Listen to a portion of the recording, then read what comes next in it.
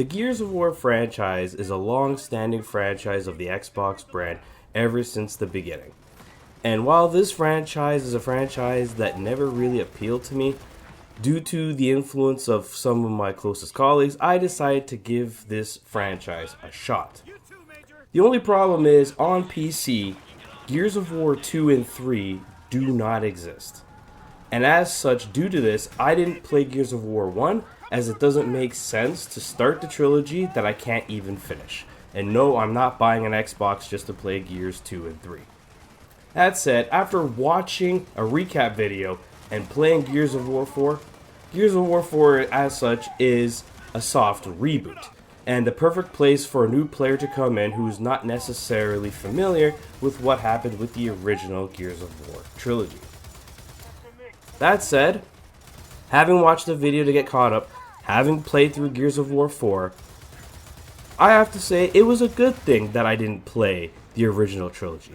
Not to say that the game wasn't bad, but playing through Gears of War 4 has left me unimpressed with the franchise. Yes, the visuals are great. Yes, the dialogue is great. Yes, the voice acting is great. Yes, the controls are very articulate and they are great.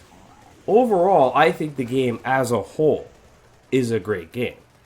But as someone who loves single-player, narrative-driven experiences, this game doesn't hit the mark. This game, at its core, at its appeal, from what I can tell, is the multiplayer. Yes, the co-op is great, especially if you up the difficulty. Yes, the multiplayer is great. Everything is said by the weapon choices, by the control scheme, how articulate the controls are. I find that the controls to be very, very on point with like a prototypical top quality FPS game.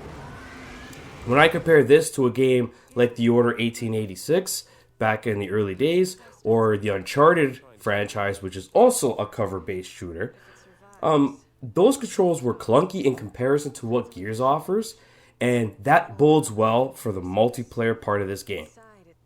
But as a single-player campaign, it's unimpressive. It's unimpressive because the story is okay at best, but the core gameplay is exactly the same front to back. And that is the problem I have with this game.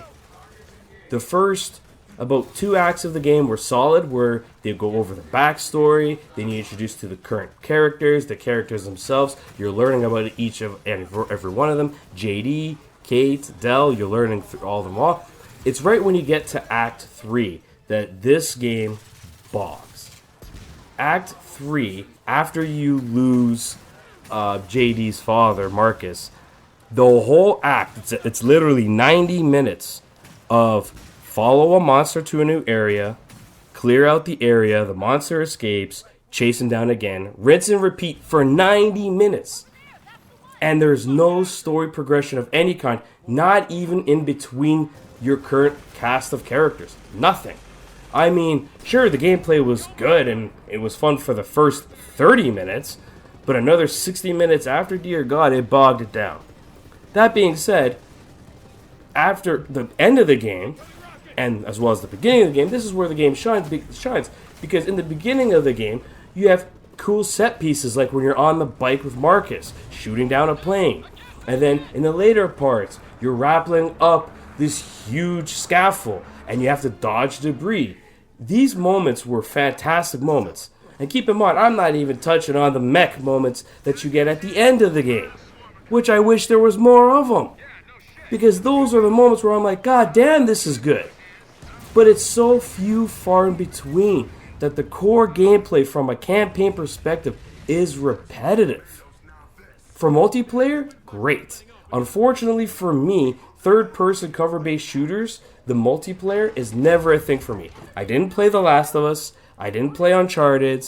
I don't care. When I want to play multiplayer, I dip my toes in first-person shooters like Halo, Valorant, Overwatch, etc. I'm a first-person shooter fan when it comes to multiplayer. If not that, I prefer single-player, narrative-driven experiences.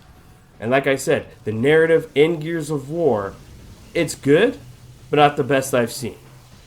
The gameplay, it's good, but it doesn't bode well for a campaign. Especially when there's a lack of variety within that campaign's gameplay. That is the biggest issue I had. Now, am I willing to give a final verdict of what I think about this franchise? Absolutely not.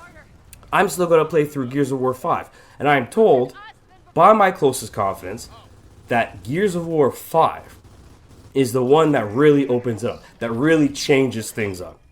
And I'm hoping that game changes my opinion of the franchise. Because right now, as it stands, as I make this first part of this evaluation, this franchise is exactly what I thought it was way back when I had access to a 360. And that is, it's a franchise that's good. It's a franchise that's nice to have in your library, but it's not a franchise that I would go out and buy an Xbox for. It's not a Halo. You know, it's not that kind of a game. It's not the soon-to-be Elder Scrolls exclusive. Those are the games where I'd be like, yeah, I'd buy an Xbox for that. Gears of War just doesn't do it for me, right? And so far, I'm right. So far. We'll see what Gears 5 has in store and whether or not I change my tone. But as of right now, I would say that this franchise is not an S-tier franchise in the Xbox library. I think it's more of an A-tier franchise, especially if you're more of a multiplayer person. So this is Veteran Gamer, and I hope to see you guys for part 2.